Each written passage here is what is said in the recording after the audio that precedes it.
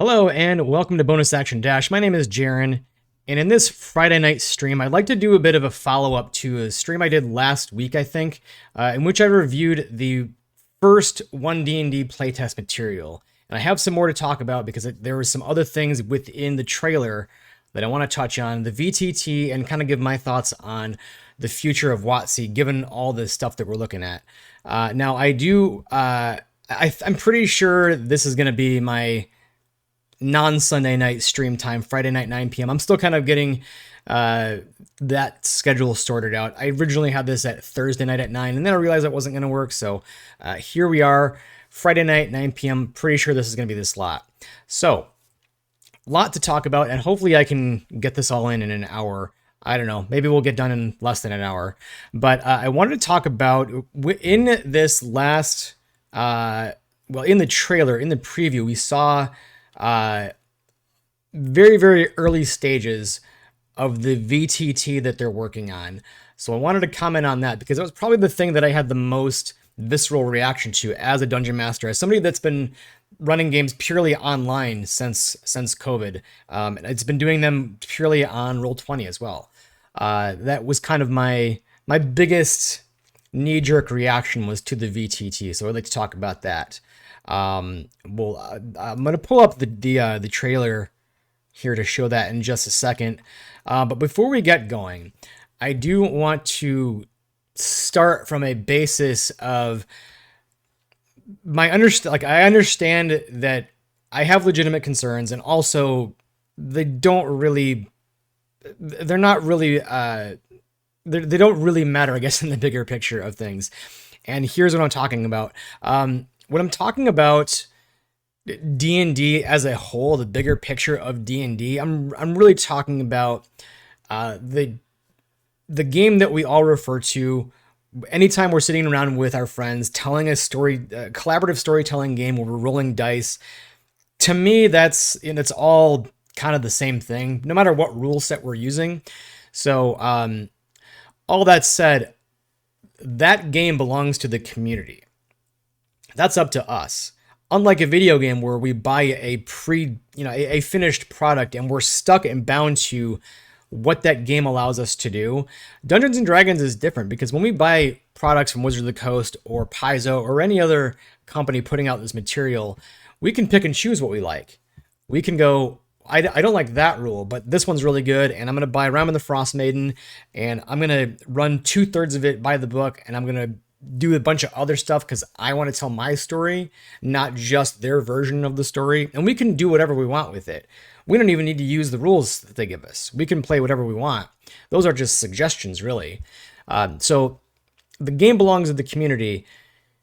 I'm ultimately not worried. Whatever they come out with next, whatever the rules look like next in 2023, it doesn't really matter because if we don't like it, we can just play by whatever rules we want to. So I'm really not that worried. However,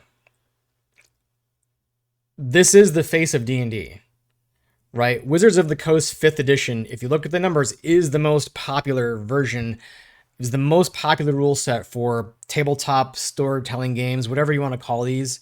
And I imagine that's gonna hold true going into the next version of D&D. So while I'm not worried because the game belongs to the community and not to Wizards, this is the face of Dungeons and Dragons. Whatever they put out, that's what new players are going to see when they look at Dungeons and Dragons for the first time. It's going to be their first impression. So I am still a little bit concerned. And as a fan and a lover of the game, I want to make sure that my opinion gets out there. And, so that's just kind of where I'm starting from. It both doesn't really matter, and it kind of does at the same time. So this new VTT, I wanted to talk about the differences compared to, just as I see it, compared to what we currently are offered with stuff like Roll20 and Foundry and Owlbear Rodeo and a bunch of others that I probably don't know about. If you have not seen the trailer, I'm going to take a quick look here. It's still up on the OneDND, D&D Beyond page. This should be launching right into it. And again, this is pre-alpha, obviously. It's still in the early stages, but it's beautiful. It's all three-dimensional, and it looks like you're going to be able to move around a three-dimensional mini as if you're sitting at an actual table. And it does look nice. Like, look at this. It's like walking through an actual dungeon with assets and columns and pillars and walls. And I imagine these are, monster kobolds or something like that. It looks great. So if you haven't had a chance to take a look at this, go to D&D Beyond, check out the trailer. Again, early pre-alpha footage, but it is built on. I'm drawing the blank now.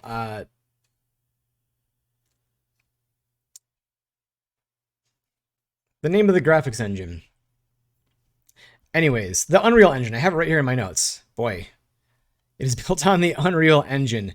But the points that I wanted to talk about, the main differences I see are the tech, the timing, and the ownership.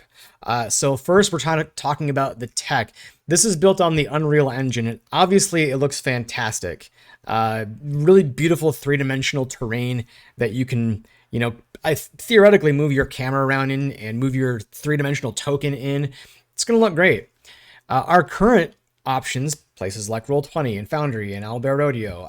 Owlbear Rodeo, one of the newer ones, and from what I've heard, it's pretty good and fast. Roll20, been around for a while. It's built on old tech, and sometimes it shows. Sometimes things don't work the way that they're supposed to. Sometimes it's laggy and glitchy. And, there's a bit of a learning curve behind it as well. So, like, that's, not exactly a selling point for Roll20, but, graphically, this new thing, likely it's going to look fantastic. But that said, I think one thing I do like about our current VTTs is they're not super graphically amazing. One possible restriction is if this is graphically amazing, built on the Unreal Engine, that might be a restriction for somebody that doesn't have a super high-end computer. It might be a restriction for somebody that just wants to play on a tablet or play on a junky laptop. Maybe that's all they have. What if, you're traveling and you can't bring your high-end computer? All you can bring is your laptop or your tablet. Is that going to be an issue for you logging in and playing on the game? Is a player going to go, I would really love to play D&D, but I can't play in your game, in your campaign, because I can't afford to play in it. I don't have a good enough computer to play in your game. Is that going to happen? I don't know. It's a possibility if they're running these really high-end graphics that look amazing. But I think personally that D&D is a game that should be accessible to everybody, no matter what your financial level is, no matter what tech you have. All this stuff that we do, fancy maps and music and miniatures and 3D terrain, that's all extra. The game should still be playable without any of that stuff. We've got apps for dice nowadays. You don't even need to buy fancy dice. The books, the rules, those are just suggestions. It's Wizards saying, we've play tested this stuff. This stuff works for us. It might work for you, and everybody else is kind of playing by these same rules, so you might want to use them too. The material that we get for campaign settings and adventures is merely suggestions. We don't need to spend money on books. There's just suggestions. They're inspiration, for us to tell our own story. So my concern with this high-end tech, the more we rely on this high-end tech, the stuff that looks really beautiful, the more we're pointing to that and saying that's D&D. Where that's definitely not, in my opinion. I don't want to point to, as good as this looks, I don't want to point to this and go, that's Dungeons and Dragons. It's not. That's just an extra thing.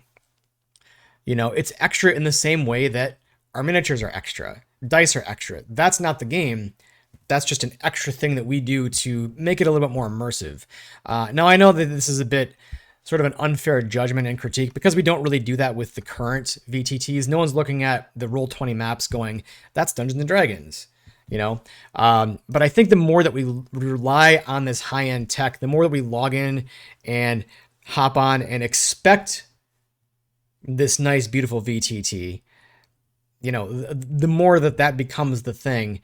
And especially if this is a brand new player's introduction to D&D and they see this,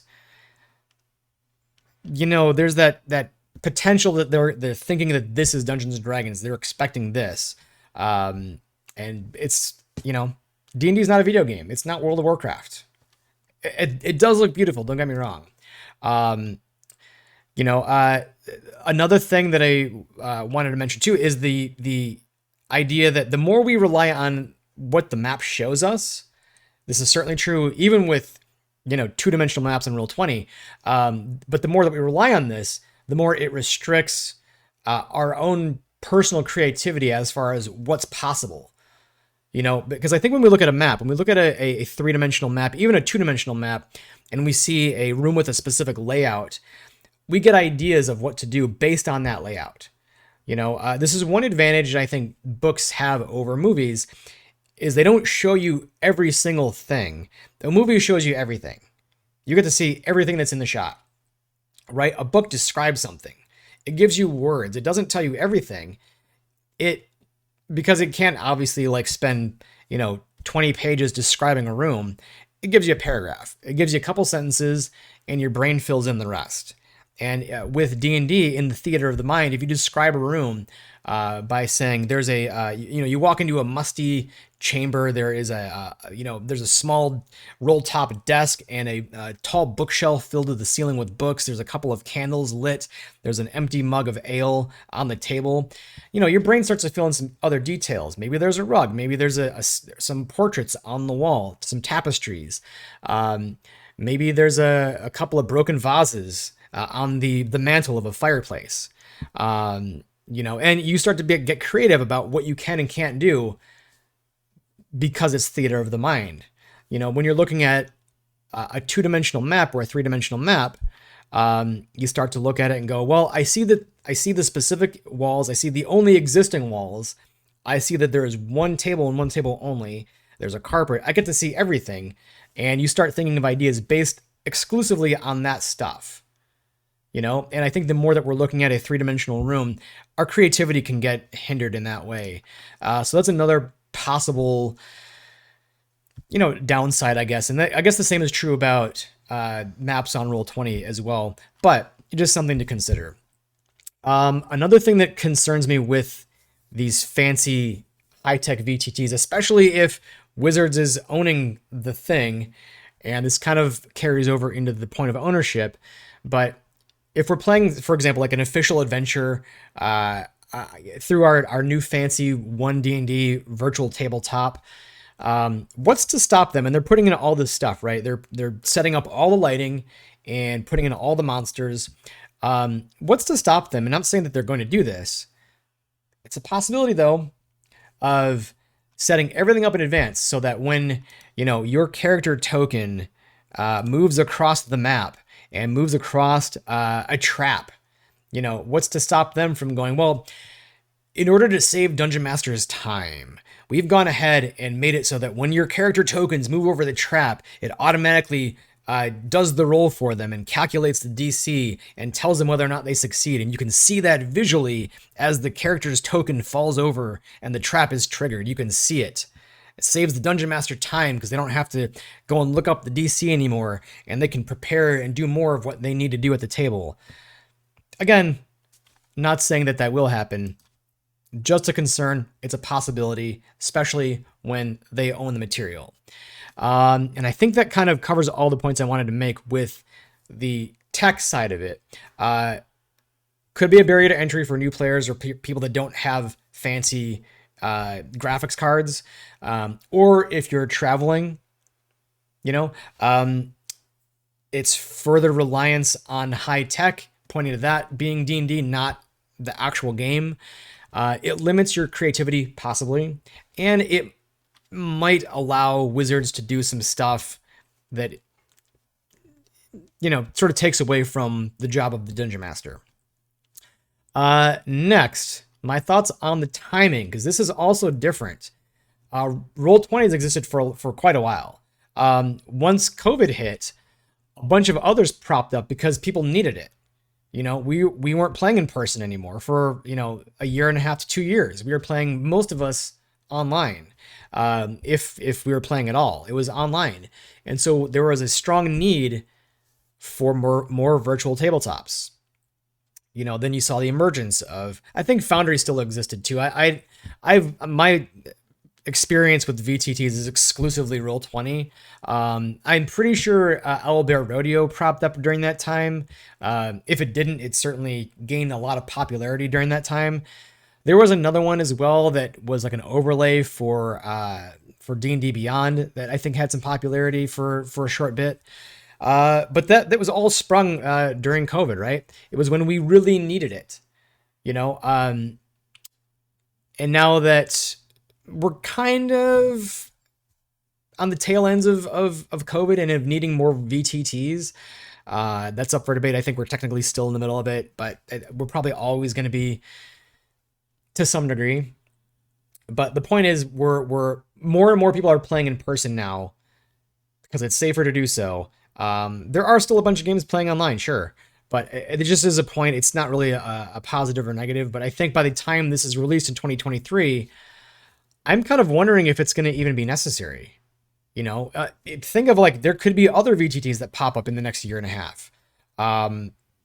Maybe we're just not going to be playing as much online by the time this thing rolls out, and it's just going to be a huge flop. I don't know. It's just something to consider. Neither good nor bad. It's just something to consider. The last point, and I think this is probably the one that gives me the most pause, maybe digs at me the most, is the ownership of it, right? Roll20, it's a separate company. Foundry, separate company. Owlbear Rodeo, separate company. They're not owned by Wizards of the Coast.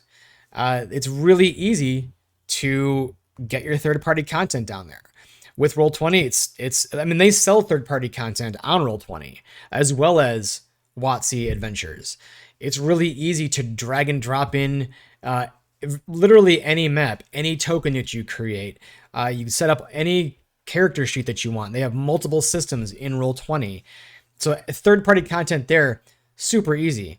With the new Wizards of the Coast VTT, I am wondering if it's going to be very difficult. If you've ever tried to put third-party content on D&D Beyond, you probably already know just how difficult it is to put third-party content on that site. It's near impossible. You can kind of do it in a really roundabout way, but you have to do this weird thing of like, creating, if you're like I've tried to put in third-party magic items in there and maybe some third-party spells, but you can't really do it. You have to make custom spells and then, copy the text over. And it feels really weird because, I'm sharing content that I purchased with my friends who have not purchased it. And it sort of feels like ethically a gray area, just because it's just near impossible to actually get third-party content on D&D Beyond without doing it that really janky way. So I'm wondering if with this new VTT, will it be near impossible to get third-party content on there? Will they even allow it at all? Is it going to be very difficult for content creators, people that make, third-party expansions and add-ons, extra classes, extra material?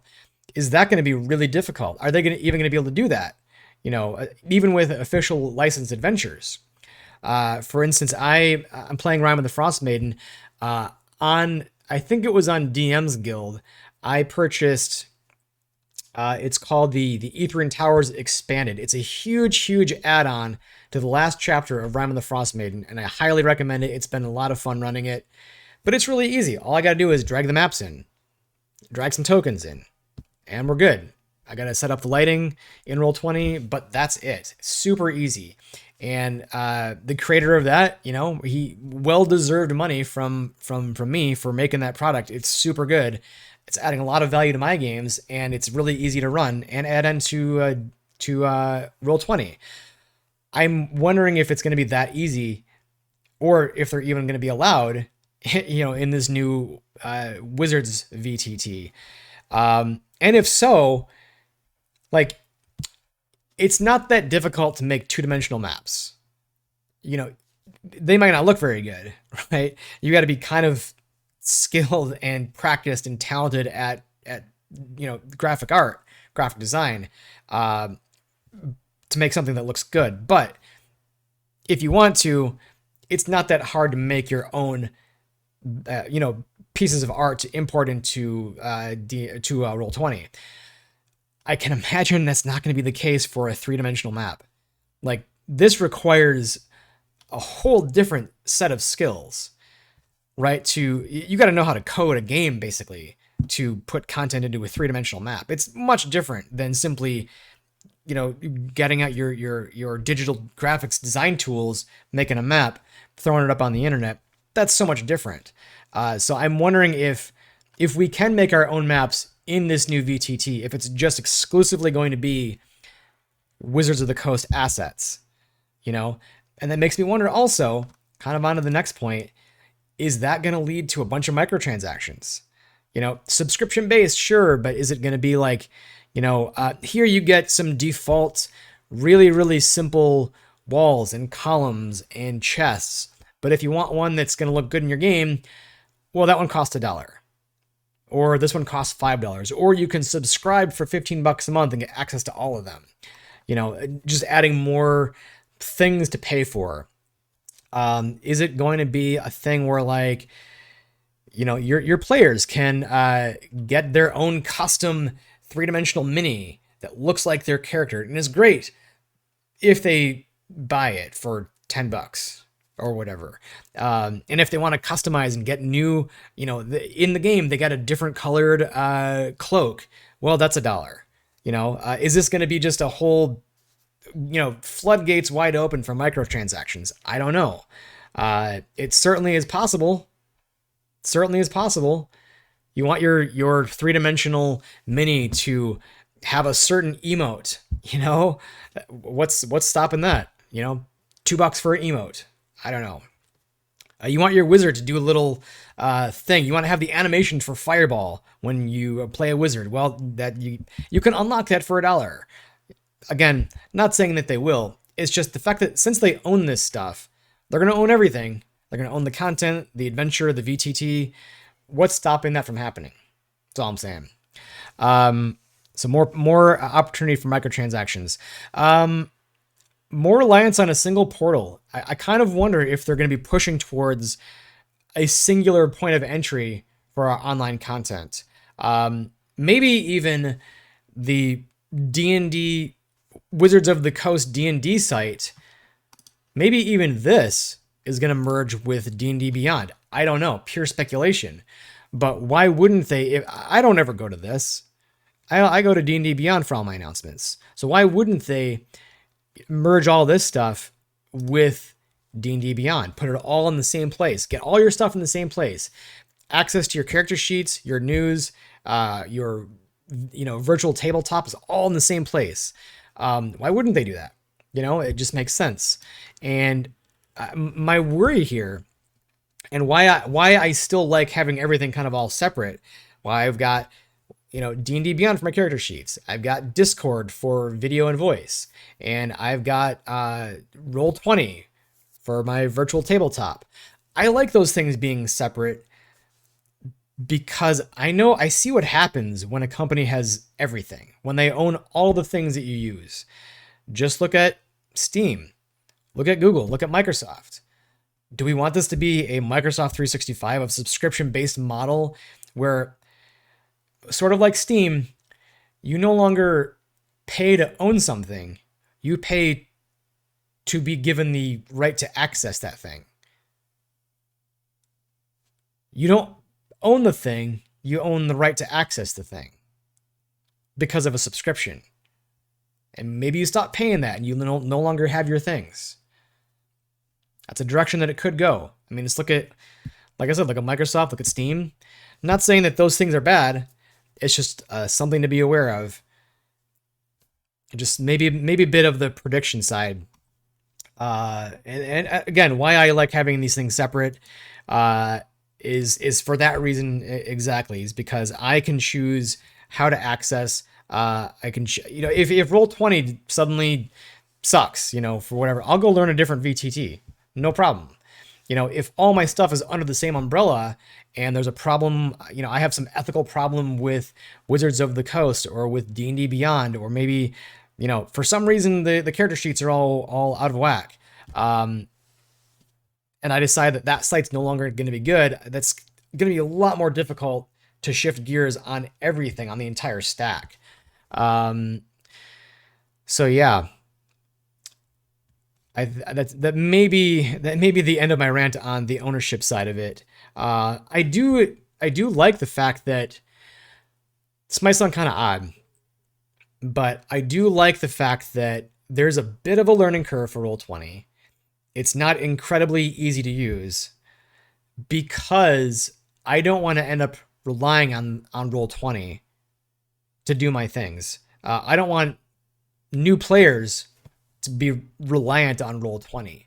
If it was ridiculously easy and looked amazing and had all of our stuff imported automatically, I think, like I mentioned before, we'd come to look at that as an essential tool and eventually look at that as D&D, which I don't want. I kind of like that it's a bit of a hurdle that I have to go through some trial and error to figure out Roll20, and it doesn't always work exactly right, because that means we're not going to rely on it. That means we're going to spend a lot of our time, in the role play, in the theater of the mind, which is where D&D lives. It doesn't live on the screen or in the books. It lives in here, and it lives in here. This is where the game is, not on the computer. So I think that's probably enough on that. So the VTT does concern me a little bit. I ultimately don't want that to become the thing, to become the game. And my worry is that new players might see that and think that that's D&D. And literally my reaction when I first saw that was, guys, what are we doing? Have we completely lost the plot? This is not D&D. It looks great, but this is not D&D. So I think it also kind of depends too on what actual play streams end up using, right? Because I think that has a lot of influence as well, especially if you're brand new. And for instance, my first experience with D&D was sitting down with some friends with a blank piece of notebook paper, rolling up a character, and that was my impression of what D&D was. I think for a lot of people, their first experience was seeing Critical Role, and they looked at that and go, "That's what D&D is." If someone's first experience is seeing this, maybe they think that's what D&D is. And maybe, who knows, maybe that's okay. Maybe we're all allowed to have our own opinions of what the game is, and this rant's all for nothing.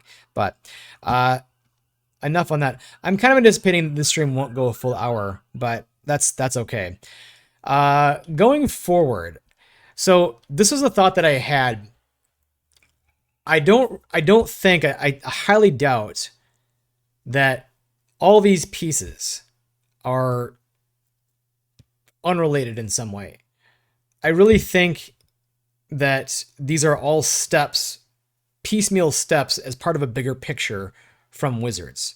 If we look back, starting with the acquisition of D&D Beyond and the rollout now of the next iteration of Dungeons and Dragons and eventually the VTT, I don't think that these are all separate. My theory is these are entirely related in some way, and it's to really kind of, I don't want to say control, but really have a firm grasp on the way that we access Dungeons and Dragons. Probably they were seeing a lot of people were using D&D Beyond. Probably over COVID, they were seeing that a lot of people are playing online. They like VTTs. So let's capture that part of the market too and make money off of that. My guess is these are all kind of related, part of a bigger picture. Because it is kind of weird to me that by their own admission, 5th edition Dungeons and Dragons, the version that exists right now, is the most popular. It's the best that they've done. It's at its height of popularity. It's making good money. There's a lot of content available for it. They're releasing new content for it. There's a lot of stuff that I own a lot of content that I haven't even played through yet because they release it so often. There's a lot of content that I want to play through. So all those factors, it's doing well. It's really popular. It's the best version of Dungeons and Dragons that they've ever released. Why would they change that? Is there a big rush to make changes when things are going really well? I don't think so. So why change stuff now? Why move towards a different version of D&D? It seems to me kind of like a marketing thing. It's nice and fancy and you could put a nice bow on it because, well, 2023 is the 50th anniversary of Dungeons and Dragons. So that would be a good time to make some changes, right? And a good time, the acquisition of D&D Beyond, taking more control over how people access the game and we can control all that stuff.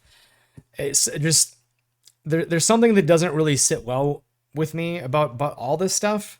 And it really, like I mentioned before, it kind of reminds me of like a Microsoft or a Google trying to kind of buy up and own everything. So we'll have to see what happens. This is purely speculation, but like I said, we can pick and choose what we end up using in the end. One big concern of mine going forward is if we like current 5th edition as it is. I really like 5th edition. This is the system that I know and that I've cut my teeth on as a dungeon master.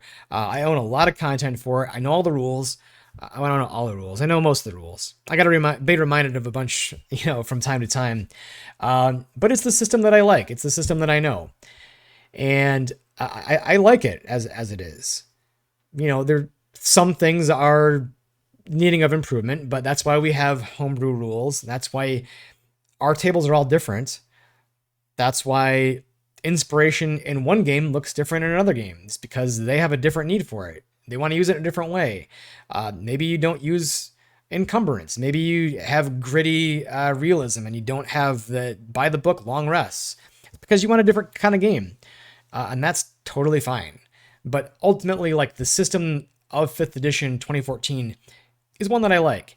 And come 2023, when this new version is released, I have a concern that if I only owned content online on D&D Beyond, once that dropped, it might be extremely difficult to go back and play 2014 5th edition Dungeons and Dragons. Because they're not calling this by their own admission. They're not saying that this is 6th edition or 5.5. They're just all calling it D&D. That's kind of why the code name OneDND. So my concern is that once that drops, it will be updated just like any current errata is. And we know what that looks like. We just saw it with Spelljammer. When Spelljammer was released online with on D&D Beyond, and within weeks, they had things they needed to change because it was problematic. They announced it. They said, here's what we're changing.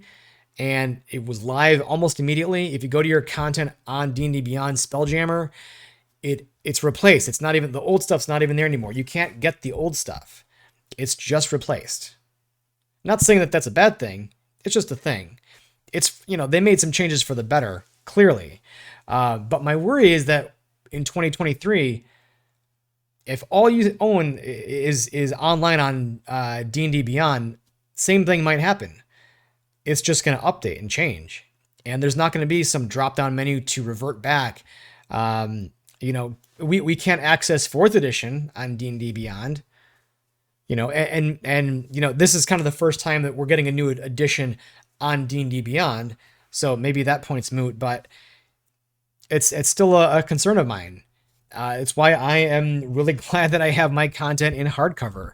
And, if you like current 5th edition as it is right now, I'd highly recommend making sure that you don't just have it online. Get hardcover versions as well. And not that I'm encouraging you to go and give Wizards a bunch more money, but it might be a good idea to have that stuff backed up. Have it in hardcover version in case 2023 comes around and whatever it ends up looking like, maybe you go, actually, I don't like any of that stuff. I want to go back and play the game that I know and like. And you can because you have it in hardcover. It's not just automatically updated online.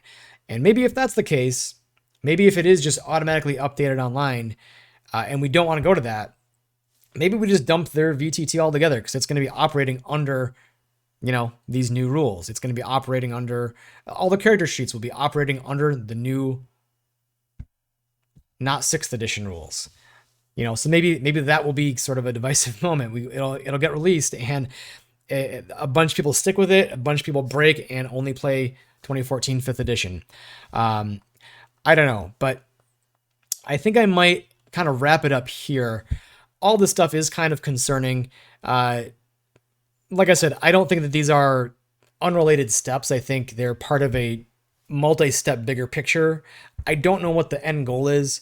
Maybe it's just financial. Maybe they're just trying to, they see an opportunity. They see us spending money with, Roll20 and buying third-party stuff, and they want to say, well, let's capture some of that money and let's direct everybody. And when they talk about D&D, they don't talk about third-party stuff. They only talk about stuff that's on Wizards. Who knows? So I guess in summary, yeah, I have some concerns. I'm concerned that whatever it looks like might be a lot different than the game that I love. It might be a first impression for somebody brand new that might turn them away. It might be a first impression for a brand new player that sees this and thinks it's a video game because it looks like a video game, and they build a character like it's a video game instead of building a character with flaws and with nuance and with a backstory. They might build a character that's min-maxed. Not that there's anything wrong with that, but seeing this as a video game might direct you to a certain character build. And like I started off with, on the flip side, I think I'll end here. Dungeons and Dragons, whatever rule set you use, ultimately belongs to the community, not to any one company, not to any one third-party company. It belongs to the community, it belongs to you and I, and it doesn't live on a computer or in a book. It's not in a dice tower. It's not in fancy weighted dice. It's not in miniatures. It's not in 3D terrain. It's not in the music that you buy. It's not in the ambient lighting that you put in your Dungeons and Dragons room. D&D lives in here, and it lives in here. It's the stories that we tell with each other. It's the stories we share. It's the story that you have in you right now that you can't wait to get out. That's where D&D lives. Not on a virtual tabletop, not on a computer. So ultimately, this game is ours. It's the community's game. And whatever the rules look like, our game will survive. I'm confident in that because there are too many people that have stories in them to tell. And we'll be okay. The game will be okay. So thank you for tuning in. Thank you for watching. I will be back on stream Sunday at 5 p.m. Central to continue Sunday night prep for my Rime of the Frost Maiden campaign. And boy, things are getting spicy. So tune into that 5 p.m. Central here on Twitch. Thanks, and we'll see you next time.